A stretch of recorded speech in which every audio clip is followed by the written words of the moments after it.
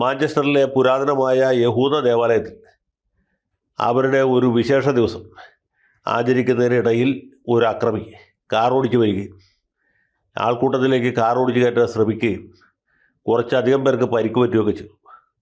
പിന്നെ ഇദ്ദേഹം കത്തിയെടുത്ത് വീശി. കത്തിക്കുത്തിലാണോ കാർ ഓടിച്ചാലാണോ എന്നറിയില്ല, 2 പേർ മരിച്ചു. ഈ കുത്തേറ്റ് കുറച്ച് പേർക്ക് പരിക്ക് പറ്റിച്ചു. പരിക്ക് പറ്റുന്നതിൽ ചിലരുടെ നില ഗുരുതരമാണ്.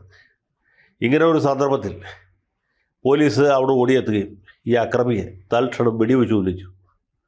അതൊരു വലിയ മനുഷ്യാവകാശ ലംഘനമാണെന്ന് നമുക്കറിയാമെങ്കിൽ പോലും പോലീസുകാർ അദ്ദേഹത്തെ ഉടനെ തന്നെ വധശിക്ഷയ്ക്ക് വിധേയനാക്കി. ഇതിൻ്റെ പിന്നിലുള്ള ഗൂഢാലോചനയെക്കുറിച്ച് അന്വേഷണം നടക്കുകയാണ്. ഈ സംഭവം അറിഞ്ഞ ഉടനെ തന്നെ ബ്രിട്ടീഷ് പ്രധാനമന്ത്രി ഞെട്ടി. ആഭ്യന്തരമന്ത്രി ഒരു പാകിസ്ഥാൻ വംശജയാണ്, അവരും ഞെട്ടി. പ്രതിപക്ഷ നേതാക്കന്മാരും ഞെട്ടി. ലേബർ പാർട്ടിയുടെയും അതുപോലെ യാഥാസ്ഥിതിക പാർട്ടിയുടെ നേതാക്കന്മാരൊക്കെ അനുശോചനം രേഖപ്പെടുത്തുകയും ബ്രിട്ടൻ പോലെ ഒരു രാജ്യത്ത് ഇങ്ങനൊരു സംഭവം നടക്കാൻ പാടില്ലായിരുന്നു എന്ന രീതിയിൽ പ്രതികരിച്ചു. കൂടുതൽ വാർത്തകളും വിശേഷങ്ങളും നിങ്ങളിലേക്ക് എത്താൻ ABC മലയാളം സബ്സ്ക്രൈബ് ചെയ്യുക, ബെൽ ബട്ടണും അമർത്തുക.